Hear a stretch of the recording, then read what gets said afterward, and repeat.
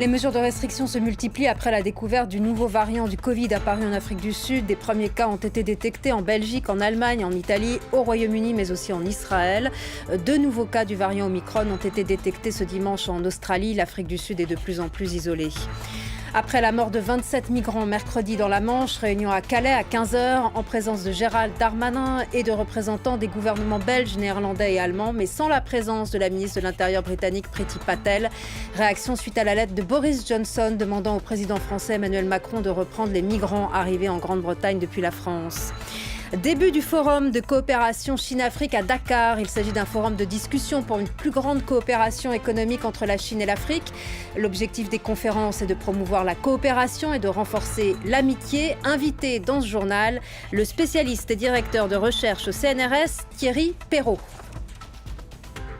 Bienvenue à vous tous et merci d'être avec nous. L'inquiétude grandit. Plusieurs pays renforcent leur protection face aux nouveaux variants du Covid apparus en Afrique du Sud, déjà détectés en Italie, en Allemagne et en Belgique. En France, toute personne cas contact devra s'isoler même si elle est vaccinée. Au Royaume-Uni, le Premier ministre Boris Johnson renforce les conditions d'entrée sur le territoire britannique. Il faudra faire un test PCR et s'isoler jusqu'à son résultat. Bilal Tarabey avec nos confrères de France 3. Une soixantaine de passagers sous surveillance aux Pays-Bas, des cas en Allemagne, en Belgique, en Italie ou encore au Royaume-Uni. L'inquiétude monte en Europe à cause du variant Omicron. Boris Johnson annonce de nouvelles restrictions. Nous demanderons à quiconque entre au Royaume-Uni d'effectuer un test PCR 2 jours après leur arrivée. Un test plus un isolement jusqu'à un résultat négatif. Aux Pays-Bas, les passagers de cet avion arrivés d'Afrique du Sud ont eu droit à un accueil particulier. Au terminal, vous serez attendus pour être testés. À peine débarqués sur le tarmac à Amsterdam, les 600 passagers sont testés. Les gens ne savent pas ce qui va se passer ensuite. Ils ont faim et commencent à s'énerver. Après plusieurs heures d'attente, 61 d'entre eux se sont révélés positifs au Covid.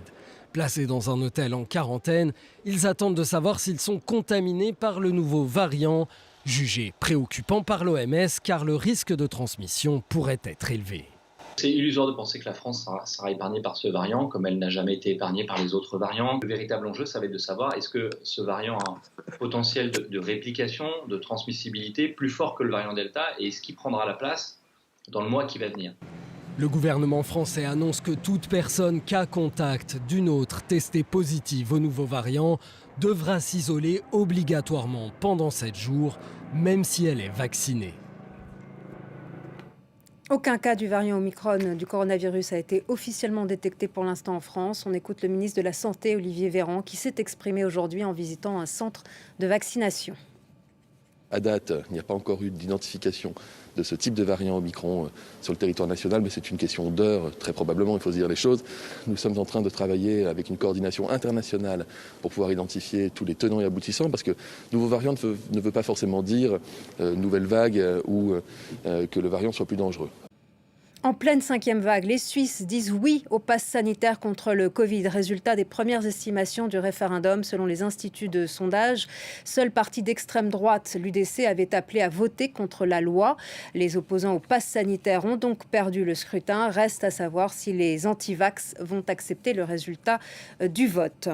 En France, réunion des ministres européens à Calais, 4 jours après le drame survenu dans la Manche. 27 personnes ont perdu la vie en mer dans le naufrage de leur embarcation.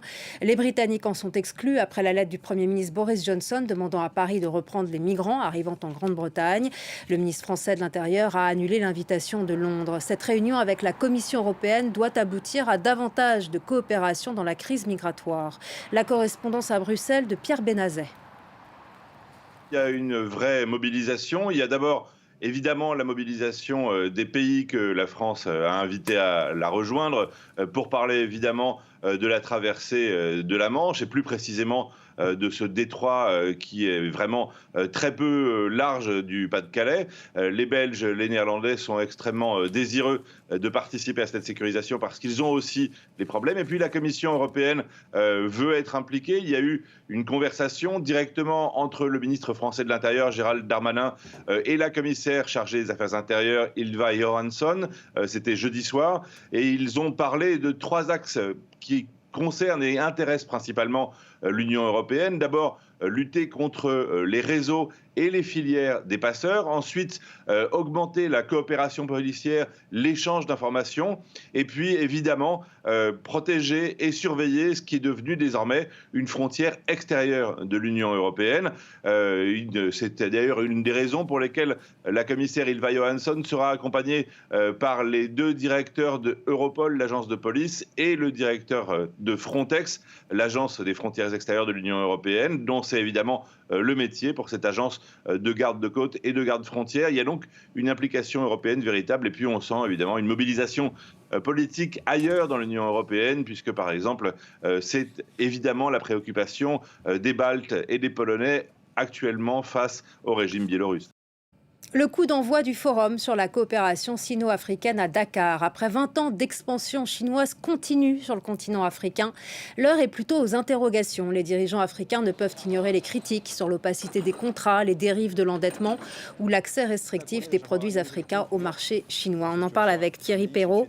Bonjour, merci d'être avec nous, directeur de recherche émérite au CNRS et à l'EHESS. Quels sont les enjeux tout d'abord de ce forum qui a lieu tous les 3 ans ?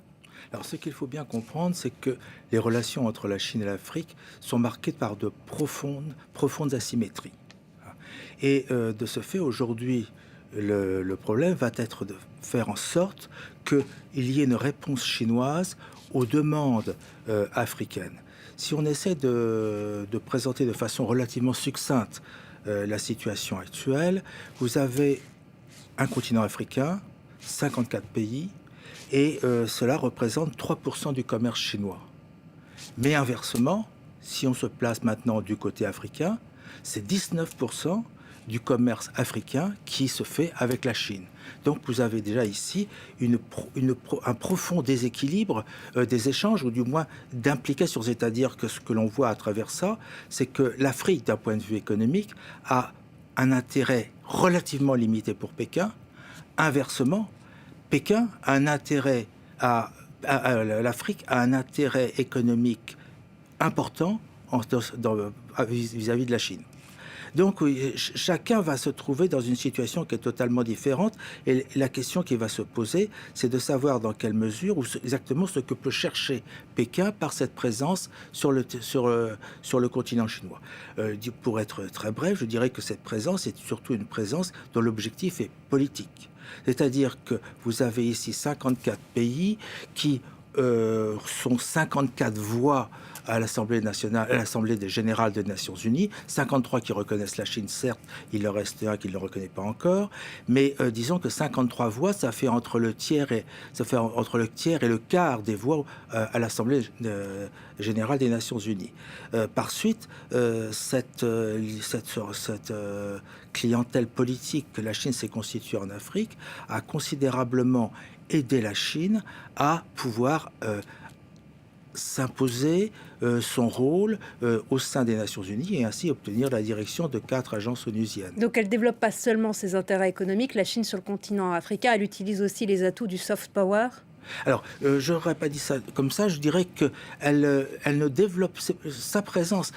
Alors, je vais encore enfoncer un petit peu plus le clou par une comparaison. Comparer le continent africain, je vous ai dit 54 pays, 1,4 milliard d'habitants, à peu de choses près, je vais le comparer avec le Laos, 7 milliards d'habitants. Eh bien, ces dernières années, les investissements chinois au Laos ont représenté entre un tiers et la moitié de ce que la Chine investissait en Afrique. Donc, si vous regardez de ce point de vue-là, il est évident que le Laos doit, a priori, avoir une importance économique bien supérieure à celle que peut avoir l'Afrique dans ses rapports avec la Chine. Donc, il faut aller plus loin encore dans la distinction. C'est-à-dire qu'effectivement, si on se place uniquement du point de vue des entreprises chinoises, tout marché est un marché important. Mais le problème, là, c'est que ce qu'on analyse, ce ne sont pas les rapports des entreprises chinoises avec le continent africain, ou avec les pays africains, mais le rapport du pays chinois, de la Chine elle-même, la géopolitique ou la stratégie géopolitique du gouvernement chinois par rapport au continent africain. Et de ce point de vue,